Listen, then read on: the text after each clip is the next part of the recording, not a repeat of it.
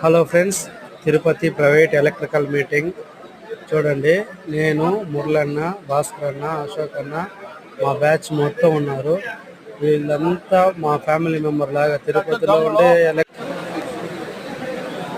కష్టాన్ని నమ్ముకున్న మేము అందరూ ఒకటయ్యే రోజు జనవరి 27 ప్రైవేట్ యూనియన్ చూడండి. పైన మెంబర్స్ అంతా మాట్లాడుతున్నారు.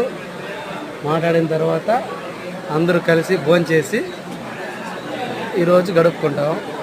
ప్రైవేటు యూనియన్లు అందరూ చేరండి. ఫస్ట్ ప్రమాదాలు అవ్వకుండా భద్రంగా వర్క్ చేయండి.